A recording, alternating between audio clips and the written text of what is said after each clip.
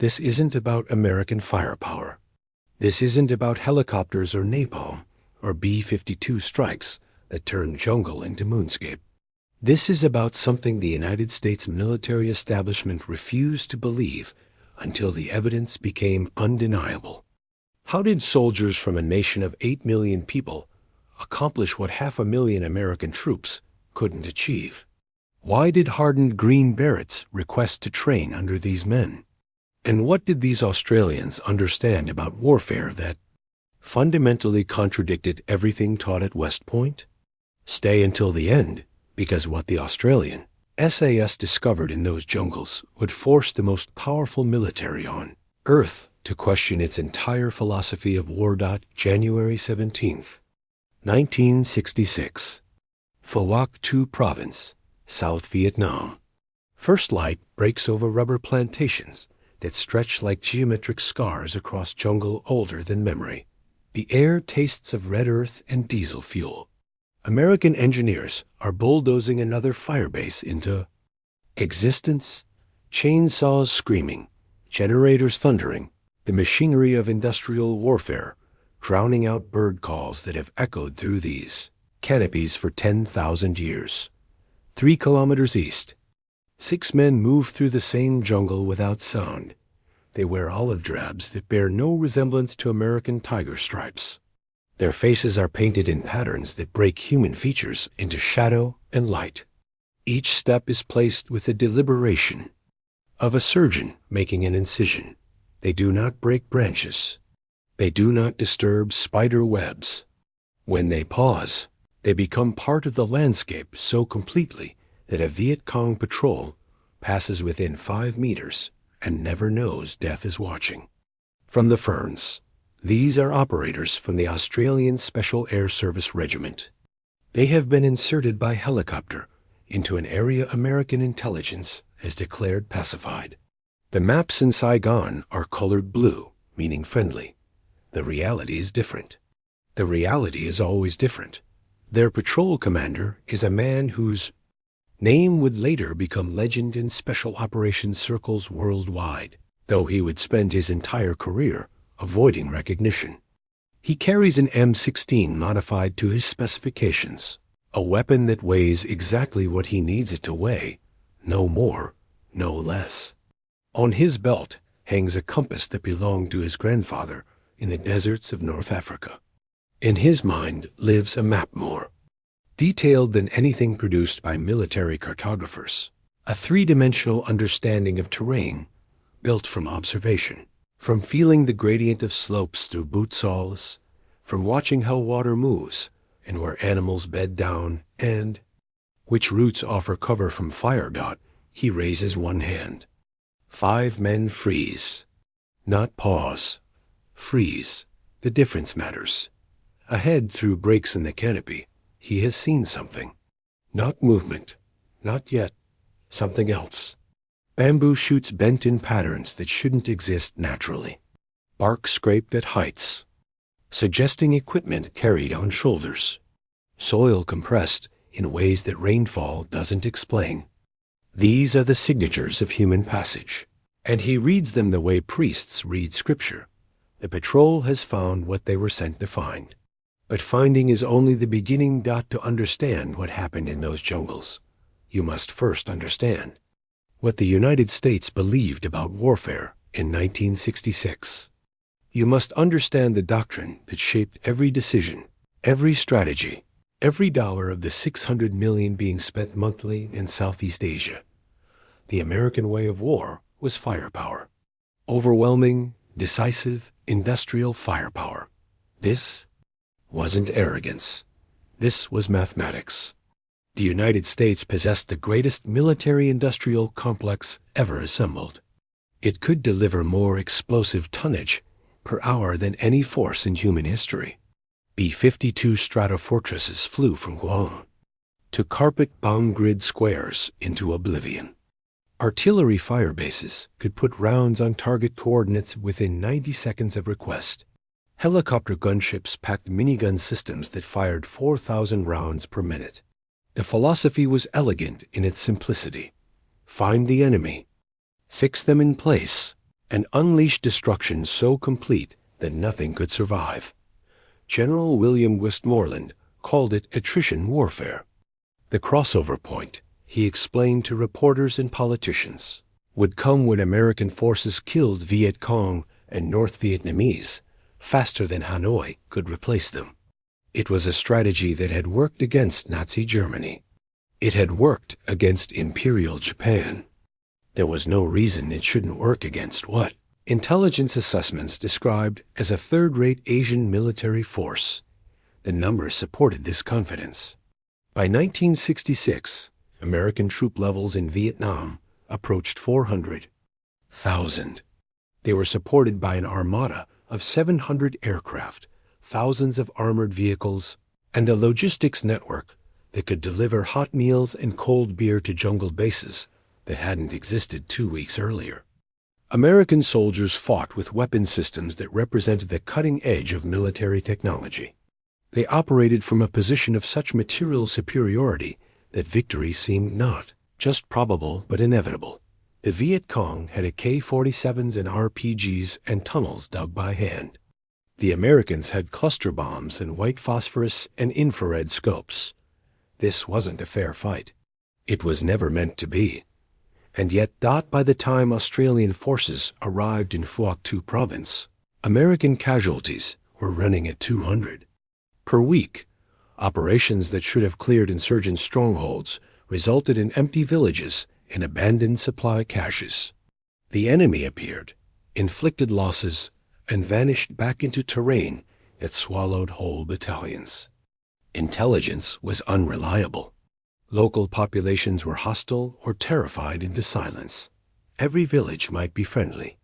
Every village might be sheltering the enemy. There was no way to know until the shooting started. The Pentagon called it a challenging operational environment. Soldiers on the ground called it something else. Into this situation came the Australians, and they brought with them a philosophy of warfare so fundamentally different that American commanders initially dismissed it as suicidal. The Australian Army's experience in jungle warfare didn't begin in Vietnam. It began in New Guinea during World War II, where Australian infantry fought Japanese forces through some of the most hostile terrain on Earth. It continued in Malaya during the emergency, where Australian and British forces spent 12 years hunting communist insurgents through jungle so thick that visibility rarely exceeded 10 meters. It was refined in Borneo, where SAS patrols spent months behind enemy lines disrupting Indonesian infiltration. The Australians had learned lessons written in blood and jungle rot and the peculiar silence that comes when you've been walking for 14 hours in every shadow might be the last thing you see. They learned that in jungle warfare, the force that moves first usually loses. Sound travels. Movement attracts attention. The side that can remain still, that can wait in ambush positions for hours or days, holds the advantage. They learned that small units move more quietly than large ones. 4 men can disappear into terrain where a platoon leaves traces like highway signs. 6 men with precise intelligence cause more damage than a company blundering through villages, asking questions in languages they don't speak. They learned that the jungle isn't neutral. It's an ally to those who understand it and an enemy to those who don't. You don't conquer the jungle. You learn to exist within it, to read its moods, to move according to its rhythms rather than imposing your own. Most importantly, they learned that firepower means nothing if you can't find the enemy. You can own the skies and still lose the ground. You can have unlimited ammunition and still fire at shadows. The fundamental challenge isn't killing. It's knowing what to kill and when and where. This understanding shaped everything about how Australian forces operated.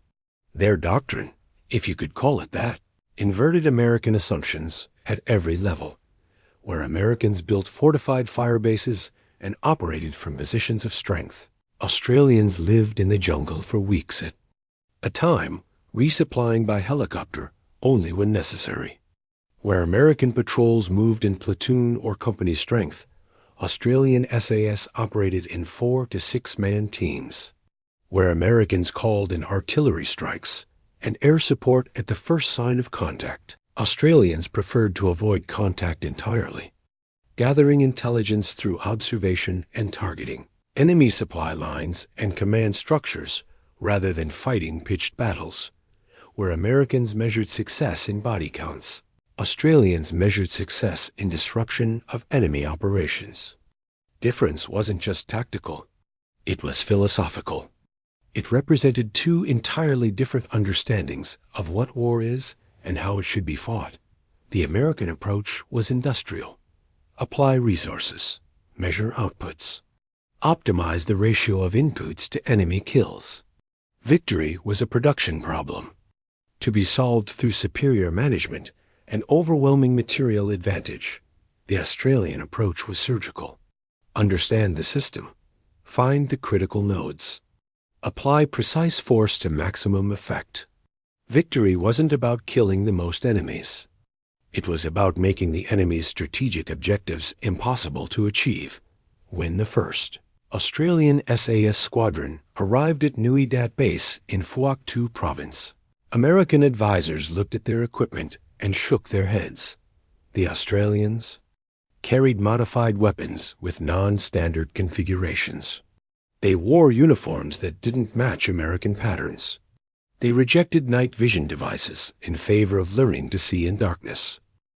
They spent days studying maps and aerial photographs and reports from previous patrols, building mental models of terrain and enemy patterns.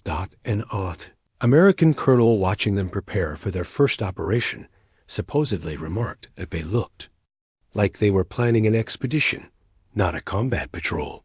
He wasn't entirely wrong, but he missed the point. The Australians weren't planning to hunt the Viet Cong. They were planning to understand them. And understanding is the prerequisite for victory.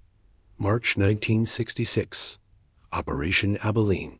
The first major combined Australian-American operation in Phuoc Tuy province. The American plan followed standard doctrine. 2 battalions would sweep through a region known to harbor Viet Cong forces. Artillery preparation would soften suspected strongpoints. Infantry would advance on line, clearing villages and engaging any enemy encountered. Helicopter gunships would provide overwatch. B-52 strikes were on standby for any significant resistance. The objective was to clear the area and establish government control. The method was an overwhelming force applied systematically. The Australian task force was assigned a supporting role. One company would secure the southern flank. Australian SAS would provide reconnaissance ahead of the main advance. The operation began at dawn with artillery bombardment that could be heard in Saigon. Shells fell on coordinates identified by intelligence as probable Viet Cong positions. The jungle erupted in orange flame and black smoke. Trees disintegrated. The earth itself seemed to scream. This was American firepower at its most terrible. This was what made victory inevitable. When the bombardment lifted, infantry advanced. They found empty bunkers and abandoned supply caches and villages whose inhabitants had fled or been evacuated.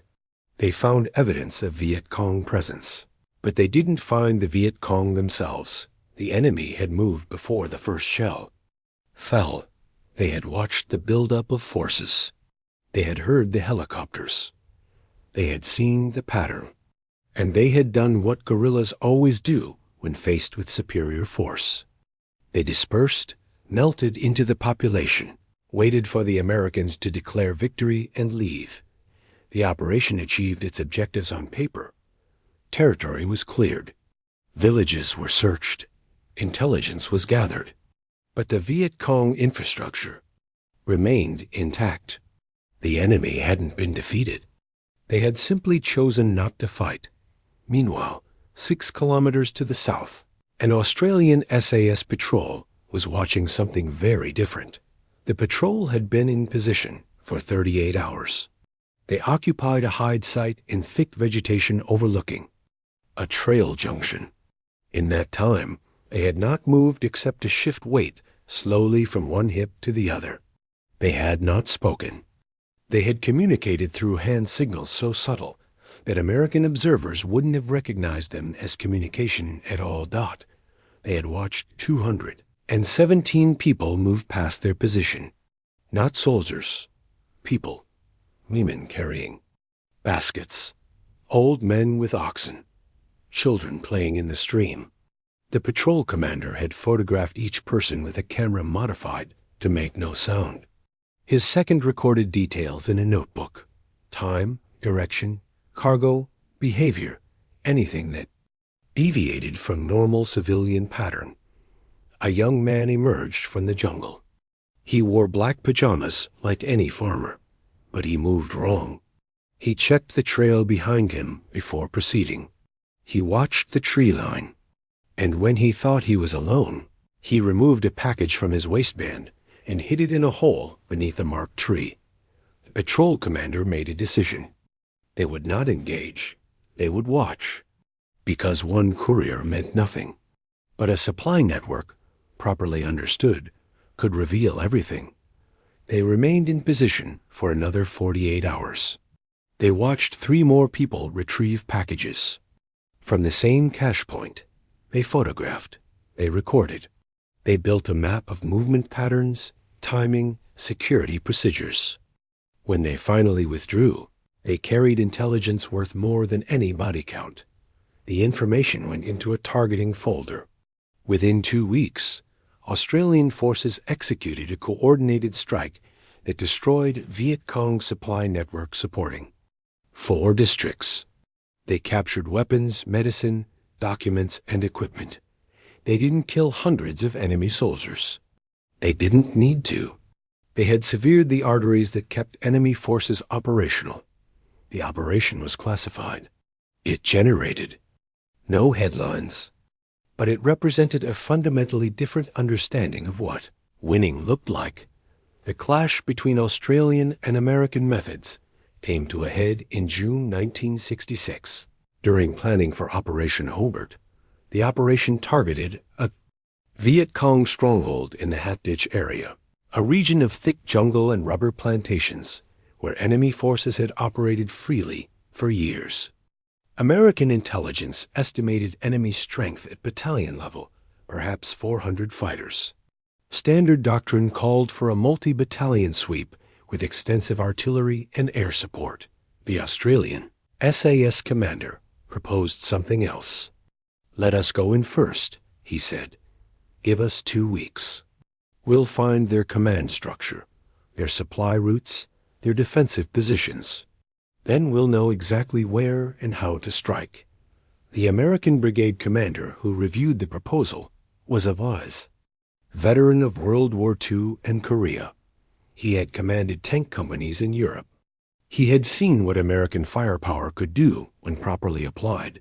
And he looked at this Australian officer proposing to send 6-man teams into enemy-controlled territory with no backup and no fire support, and said words that would become infamous. In special operations circles, "We don't work with amateurs." The phrase was recorded in meeting minutes. It was meant as a professional assessment, not an insult. But it revealed everything about the gap between philosophies. To the American commander, warfare was about mass and firepower and the careful application of combined arms. Small unit operations without heavy support weren't warfare. They were scouting at best, suicide at worst. To the Australian SAS, warfare was about information, precision, and understanding your enemy better than he understands himself. Mass was a liability. Firepower was a tool to be used sparingly.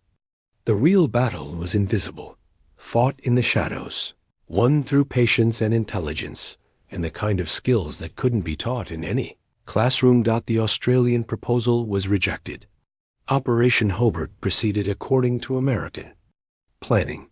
It achieved mixed results at significant cost. The Viet Cong battalion escaped after inflicting casualties on advancing American forces. But something else happened during Operation Hobart that changed everything. Something that made the U.S. military establishment reconsider its assumptions about amateurs and professionals and what constitutes expertise in warfare. While American forces were executing their sweep, an Australian SAS patrol was operating independently in an adjacent sector. They hadn't been assigned this area. They had requested it specifically because their analysis suggested it contained a headquarters element coordinating Viet Cong activity across the region. The patrol spent 11 days tracking the target. Not fighting, tracking. They followed. Communications runners. They observed supply movements. They identified security patterns. They built a complete picture of how this headquarters functioned, who the key personnel were, where they slept, where they planned, what times they were most vulnerable. On the 12th day, the patrol called in coordinates for a single artillery strike. 6 rounds. That was all they requested. The fire mission lasted 90 seconds. When Australian infantry reached the location 3 days later, they found the remains of a command bunker. They captured documents detailing Viet Cong operations across 3 provinces. A recovered code. Books, radio equipment, detailed maps marked with supply caches and planned attacks. The intelligence haul was extraordinary. More importantly, they had killed or captured 12 senior Viet Cong officers, including a provincial committee member.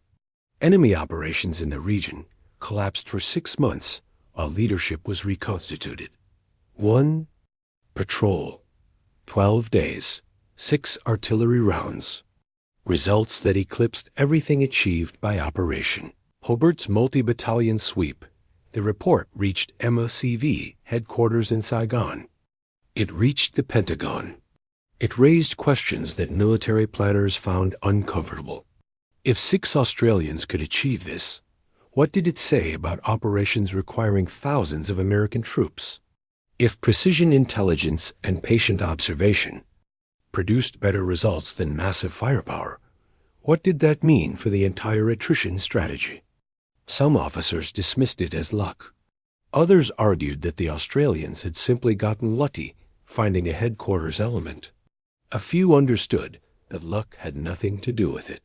The Australians had found the headquarters because they had looked for it properly, because they had taken time to understand how their enemy operated, because they had valued intelligence over action.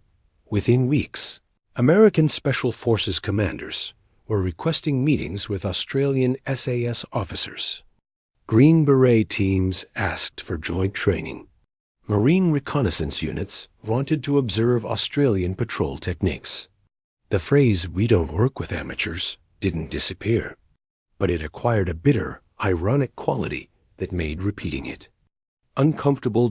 August 1966. The Battle of Long Tan. 108 Australian soldiers walked into an ambush. 2,000 Viet Cong and North Vietnamese regulars surrounded them in a rubber plantation during a monsoon rainstorm, so heavy that visibility dropped to meters. It was the kind of tactical situation that should have resulted in complete annihilation. The Australians formed a defensive perimeter. They called in artillery support that landed so close their own positions disappeared in the explosions. They fought with discipline, so absolute that captured enemy commanders later described it as inhuman. And when ammunition ran critically low, when the situation seemed hopeless, they didn't break. They held for 3 hours against odds of 20 to 1. They inflicted casualties that shattered enemy attack formations. When Australian reinforcements finally arrived, they found a company that had lost 18 men but had killed or wounded more than 500 enemy soldiers. The kill ratio wasn't the point. The point was that Australian soldiers had demonstrated something the Viet Cong hadn't believed possible. They had stood their ground against overwhelming force using discipline, training, and tactical skill rather than superior firepower.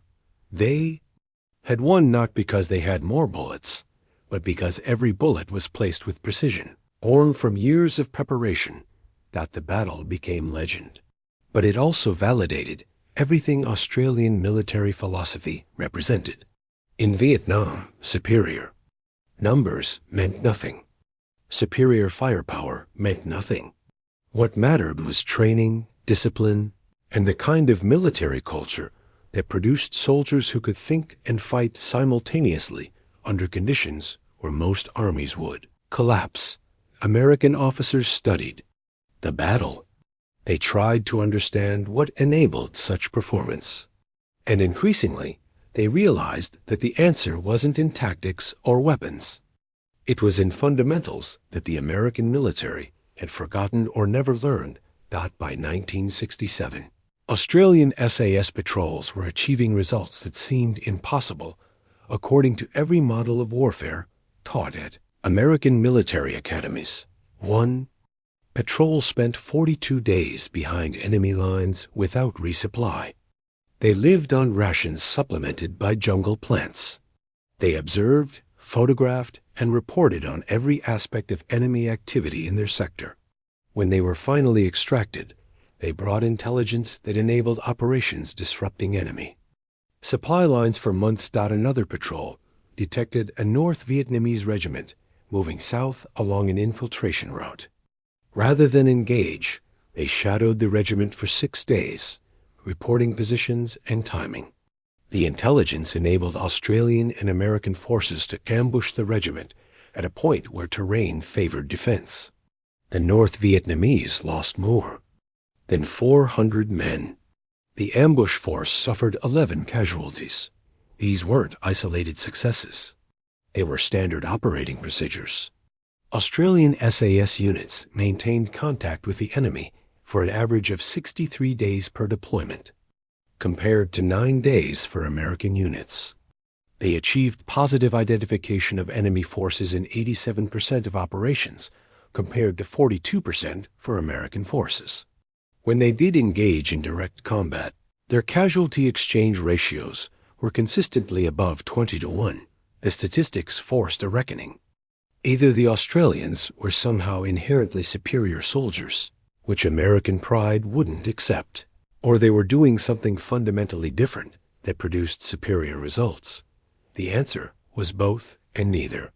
Australian soldiers weren't superior as individuals, but they were products of a military culture that valued professionalism over heroism, precision over firepower, patience over aggression. They were selected through processes that screened for intelligence and judgment as rigorously as physical capability.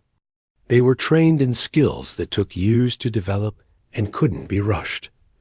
Most critically, they operated within a command structure that gave small unit leaders enormous autonomy.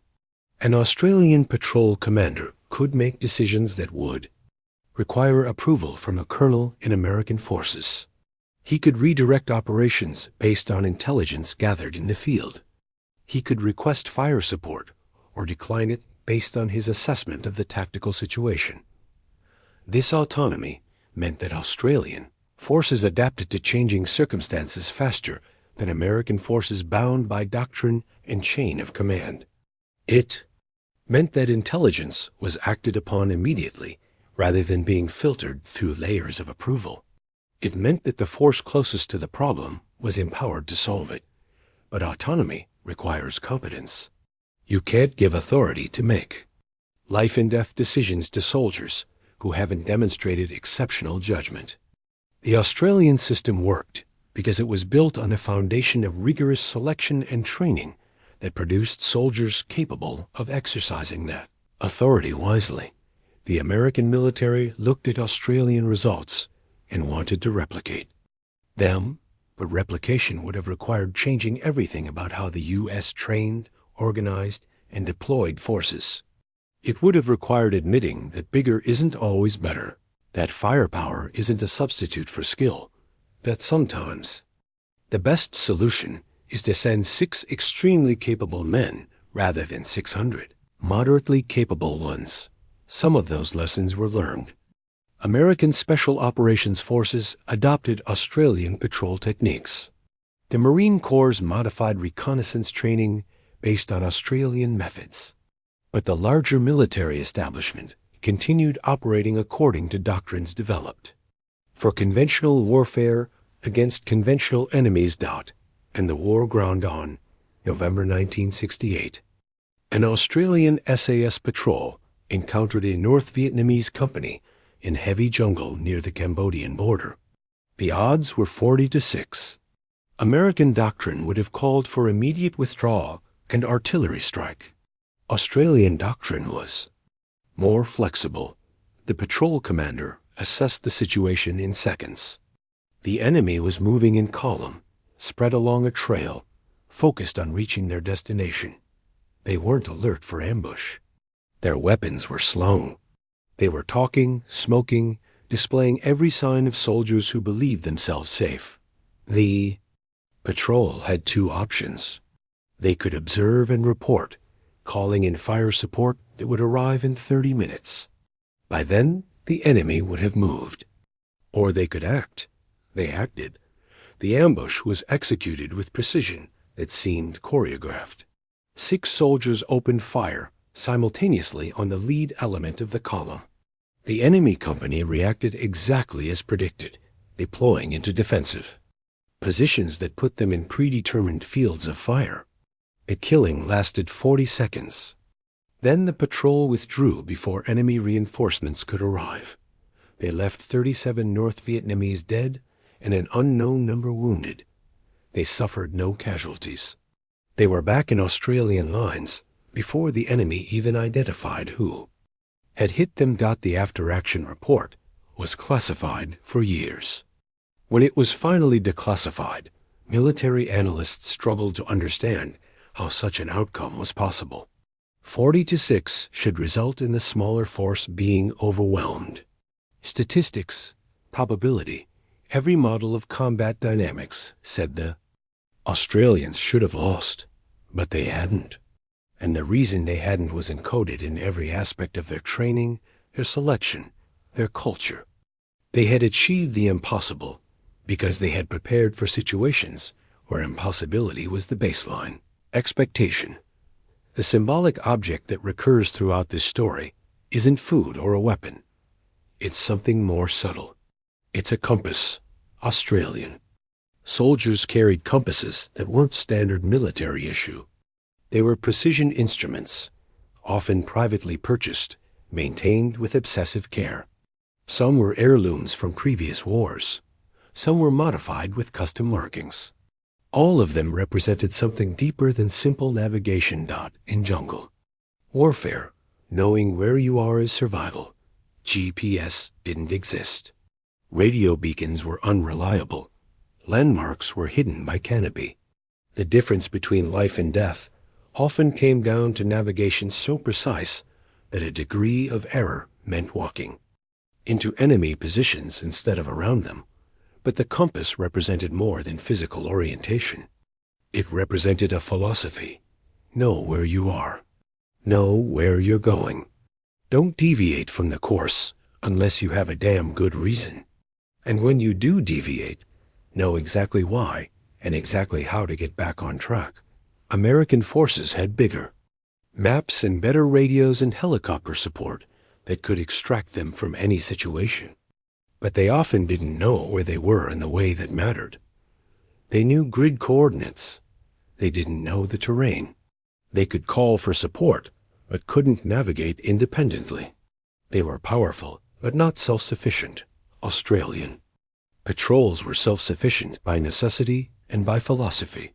They planned for situations where no support would arrive. They assumed that when things went wrong, they would solve problems themselves using skills, tools, and judgment. The compass wasn't just a navigation device.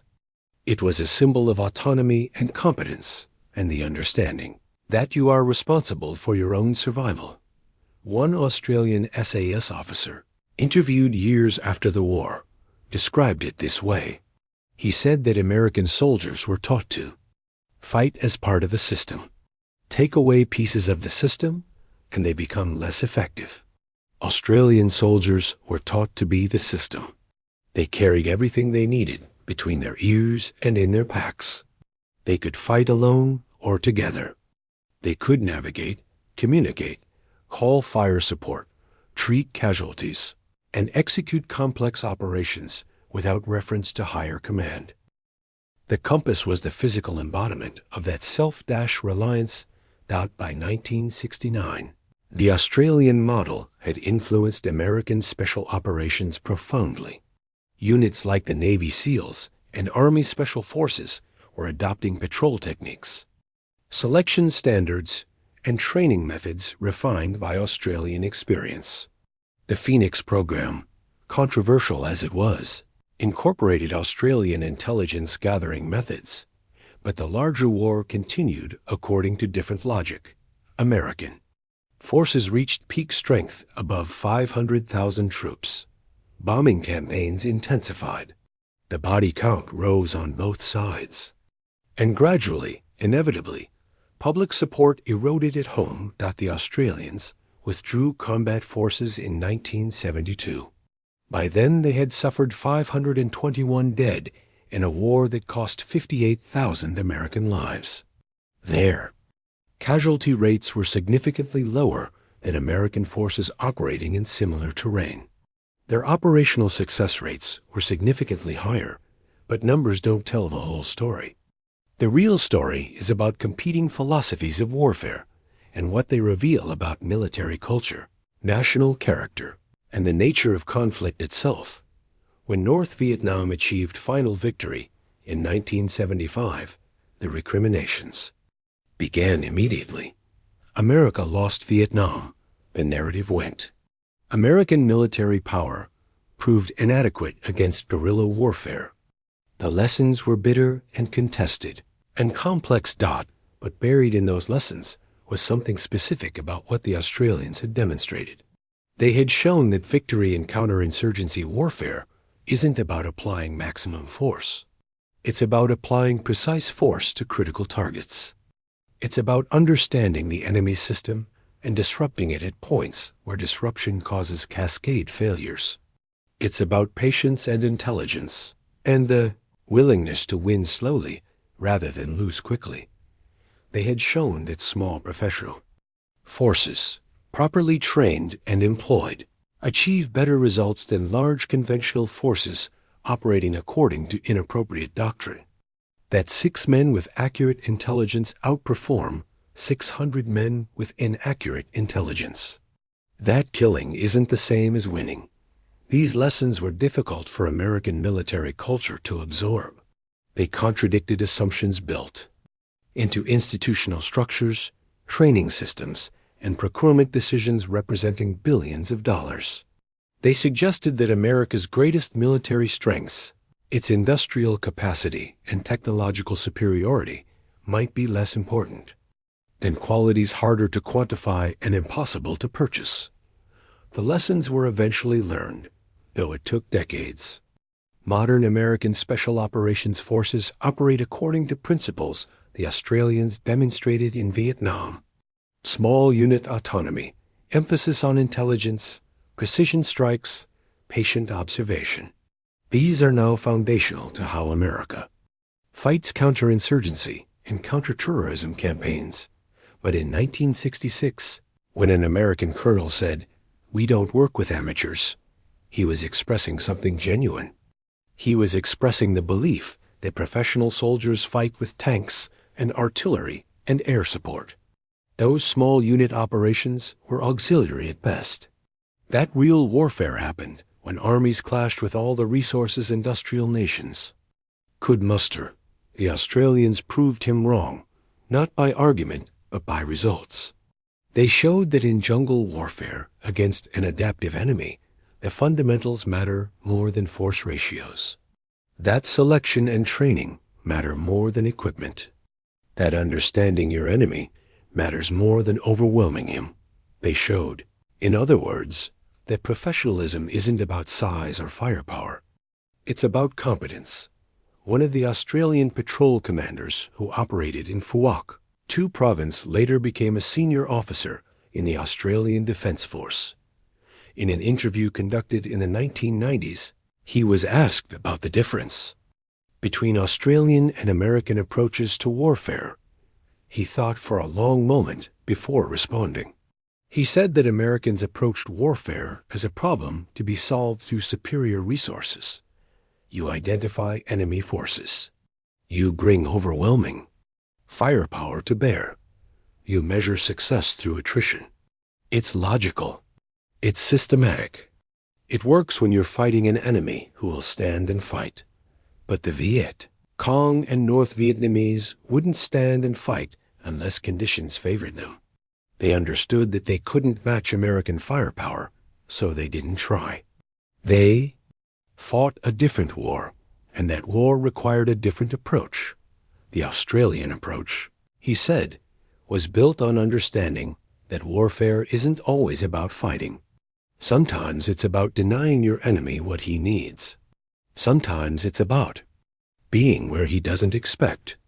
Sometimes it's about knowing so much about his patterns and routines that you can predict his actions and counter them before they're executed. He said that the most important moment in any operation wasn't contact with the enemy. It was the preparation. Beforehand, the map study, the intelligence review, the planning that accounted for every contingency. Because if you did that work properly, the actual fighting became almost inevitable. You knew where the enemy would be. You knew his strengths and weaknesses. You chose when and where to engage on terms that favored you. Americans, he said with genuine respect, were brave soldiers and fierce fighters. But bravery in execution can't compensate for failures in planning and intelligence. You can't bomb your way to understanding an enemy. You have to do the hard, slow, unglamorous work of learning how he thinks, how he moves, what he values, where he's vulnerable. The interviewer asked if he thought the Australian approach could have changed the outcome of the war if adopted earlier and more widely. He smiled slightly and said that questions like that were above his pay grade. But then he added something revealing. He said that warfare is downstream from policy. You can fight perfectly and still lose if the political objectives are flawed, or if the broader strategy doesn't align with military capabilities. The Australian approach worked for Australian objectives within Australian areas of operation. Whether it could have won the broader war was a question that involved politics and diplomacy and questions of Vietnamese society that no amount of military skill could resolve. But what it did prove, he said, was that skill matters. Preparation matters. Professionalism, properly understood, matters more than resources. And sometimes the smallest force, properly employed, achieves what the largest force cannot. The final Australian combat forces withdrew from Vietnam in December 1972. Their departure was quiet, reflecting the controversial nature of the war and Australia's role in it. There were no victory parades. There was little public acknowledgement. The soldiers came home to a nation divided over whether they should have been sent at all. But within military circles, their reputation was established. They had operated in some of the most dangerous terrain in Vietnam. They had faced an enemy that had defeated French colonial forces and was in the process of outlasting American military power. And they had consistently achieved results that military professionals found remarkable. The statistics told part of the story. More than 3,000 Australians served in SAS squadrons in Vietnam across the war's duration.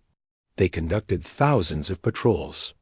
Their kill ratios in direct combat averaged above 20-1.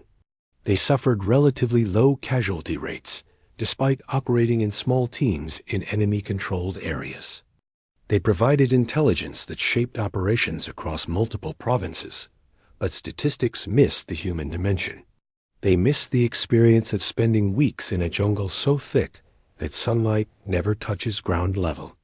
They missed the psychological weight of operating in 4 to 6 man teams where a single mistake means death for everyone. They miss the grinding exhaustion of remaining alert for days at a time, sleeping in 2-hour rotations, eating cold rations, never speaking above.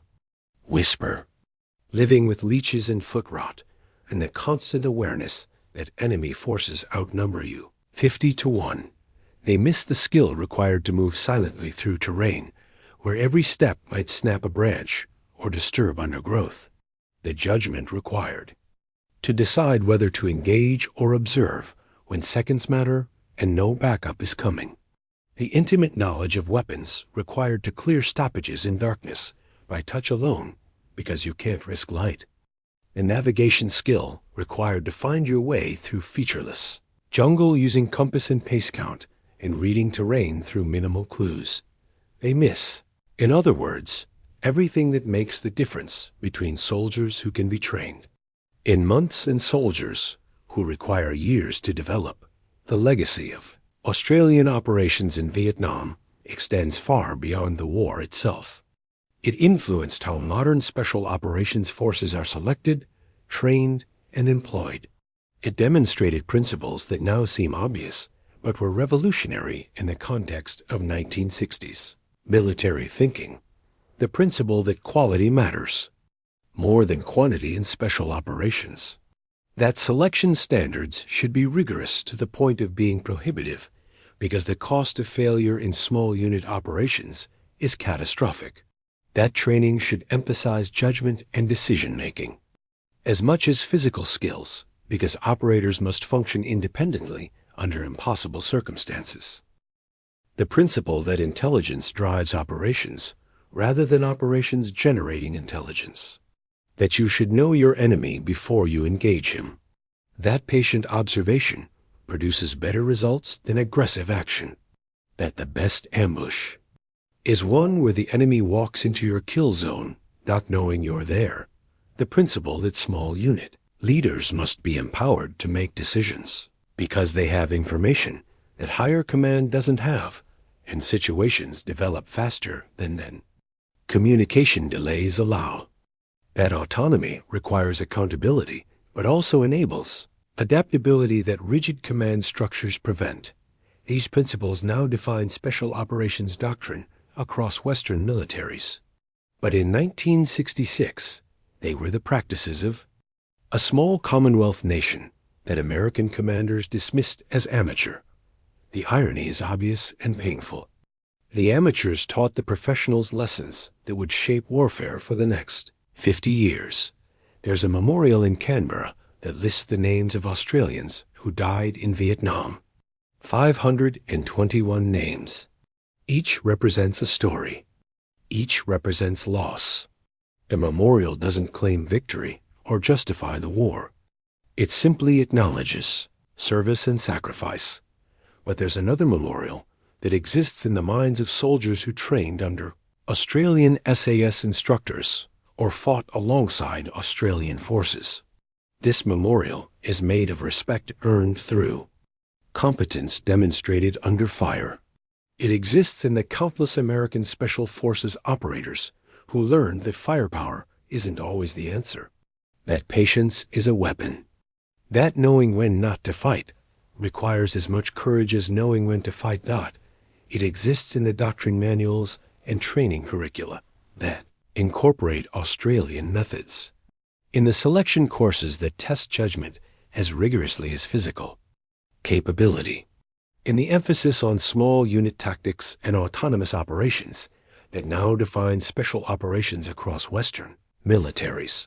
The phrase, "we don't work with amateurs," became a joke told in special operations communities worldwide. A cautionary tale about arrogance and the danger of confusing resources with competence. Because the Australians who were dismissed as amateurs demonstrated professionalism, that forced the most powerful military on earth to question its own assumptions about warfare. Not the compass that Australian patrol commanders carried wasn't just a tool. It was a symbol of something deeper than navigation. It represented the understanding that you are responsible for knowing where you are and where you're going.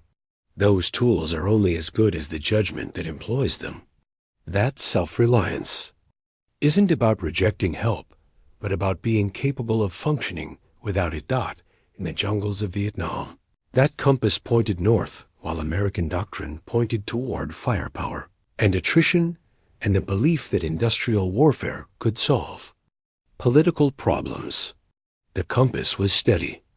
The doctrine proved inadequate, but the real navigation happened in the minds of soldiers who learned to read terrain that couldn't be understood from maps, who learned to see patterns in chaos, who learned that warfare is ultimately about people, an understanding and the patient application of skill in service of clear objectives.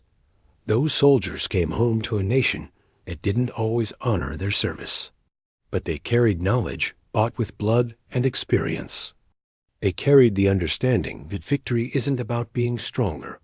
It's about being smarter, more patient, more precise. About fighting the war you're in, rather than the war you wish you were fighting. And when other soldiers asked how they achieved what seemed impossible, how 6 men accomplished what thousands couldn't, the answer was always the same. We did our homework. We understood the enemy. We executed precisely. We didn't fight fair. We fought to win, and we never forgot that the compass pointing north also points toward home, that every mission has an endpoint, that the goal isn't to be in the jungle forever, but to accomplish the mission and return out that, perhaps, is the deepest lesson. That professional soldiers fight not for glory or body counts, or political objectives that shift with administrations. They fight for each other. They fight to complete the mission. And they fight to come home that the Australians came home. Not all of them, but more of them than should have been possible given the odds they faced and the risks they took. They came home because they were professionals in the truest sense, because they prepared, because they understood that survival is a skill that can be learned and taught and practiced until it becomes second nature, because they carried compasses that pointed not just north, but toward something deeper, toward competence, toward responsibility, toward the understanding that in warfare, as in life, you are responsible for your own navigation, and sometimes the smallest force, properly oriented, achieves what the largest force cannot, because they knew where they were.